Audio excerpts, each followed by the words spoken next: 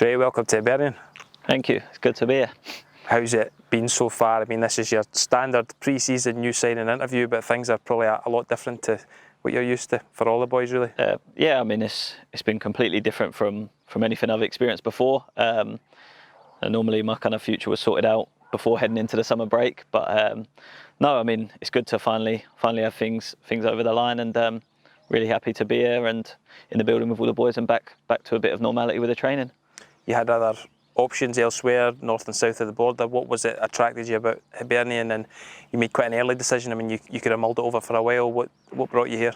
I mean, speaking to the gaffer and with Graham Maffey from the minute I kind of got off the phone with them, it was something I was massively interested in. I mean, the size of the club didn't need explaining to me, and speaking to other boys that have either been here or kind of know of the place, they were.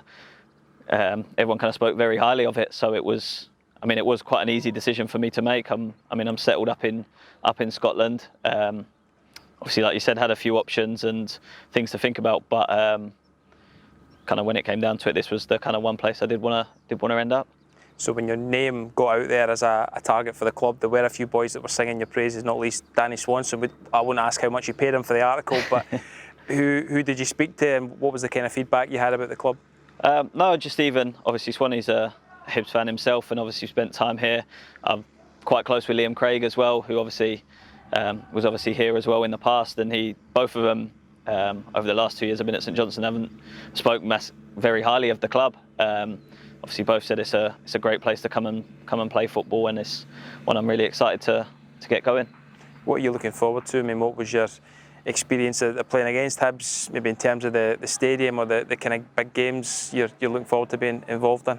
Yeah, I mean, a Scottish Cup semi-final at some point as well. Yeah, well, hopefully they change the ruling and I'll be able to kind of get involved with that one. But I mean, no, it's just, I think probably my most enjoyable game for St Johnstone was against Hibs. So it's funny saying it now. It was when we won at Easter Road 1-0 with a late winner, but it was just a good footballing game, and that's what I've always kind of experienced coming up against Hibs teams. They're very, very easy on the eye. Good, a lot of good players in the dressing room, and I'm seeing that firsthand now. So it will be looking forward to kind of getting amongst it and getting to play in front of a large crowd. Question every new signing hates, but you're duty bound to ask: what do you see yourself bringing to the team? First and foremost, which should be a given, is just work rate. I mean, that's what I'll go out and give my all in every game. Obviously, as a wide man, I'm expected to bring goals and assists to the team, but I think beyond that, I'll offer protection to my fullback and hopefully build up a good relationship with him and a lot of energy and drive going forwards, and hopefully contribute at the attacking end of the pitch too. So how has it been so far? I mean, you must be used to every kind of pre-season so far in your career, but this is something completely different. Yeah, I mean, it was tough. Obviously, away from the pitch, normally when you've got a contract going into a new season, you get your programme and things like that. So it was all a bit up in the air from day one. But kind of keep yourself ticking over at home.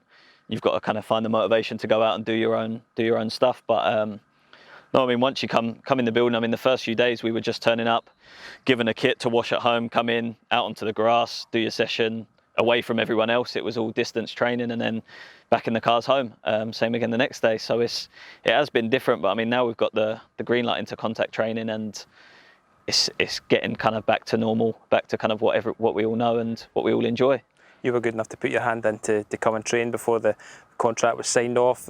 You weren't pulling out of any of those early tackles? No, I mean, it was just, I think I've been more desperate to just get away from the house for a few hours, because I've just had newborn twins just at the start of the lockdown, so it's been nice to get a little break from them and the missus for a little while. But no, it was good to come in and meet the boys. So it's quite daunting, obviously, doing it before coming into a new dressing room on the first day and kind of having to get to know everyone. So I think it kind of worked out in my favour that you just kind of turn up and train, and you don't kind of have that fear factor going into the building. And now obviously I've met all the guys, now we're back in the building, it's all a lot more settled. So things are progressing. I mean, it must make you really appreciate the small things, like even being allowed back in the building, proper shower, change your kit. Yeah. No, definitely. I think that's my first shower here since I've been in the building. So No, it is nice. I mean, once we kind of, things seem to be progressing well with the situation that we're in. So, I mean, hopefully not too long until everything's kind of back to normal and we're all just back to what we know. And we're kind of back in the games and things like that. I know it's going to be a while before the fans get to come to any matches, but I think that's what we're all looking forward to. Have you watched much of the football around Europe since it's restarted? I watched the first kind of round of the German games when they were back. Lost interest quite quickly. It's not the same without the fans, but I mean, I've still had an interest in the Premier League, obviously, mostly due to fantasy football. But I mean, I've watched a game at least every week since it's been back, and it's been nice to kind of have football back on the screens, whether there's fans there or not. It just gives something to do. We're still putting together the plans for Hibs TV, so we'll let you make the big decision. Are you for fake crowd noise or against it? These are the big calls we've got to make in the next few weeks. It's a tough one. I mean, if you get it right, I think they've been changing theirs as they've been learning on the job. I think because the first kind of week there were shots that were nowhere near, and you kind of heard crowd noise that were as if it had been a goal. So no, I think if that's your job, then you've got to get it right if you're going to chuck it in there.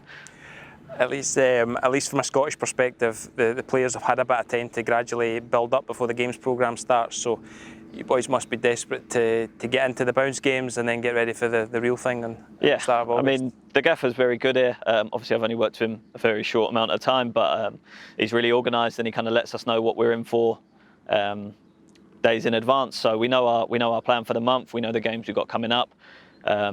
If all still goes ahead, if everything goes to plan. So no, we're looking forward to just getting out of the tough training that we're doing, because once you get into the games, you kind of, there's that carrot at the end of it, and with the season at the beginning of August and the fixtures coming out, I mean, that just gets us all moving better in the right direction. Drey, all the best. Thank you.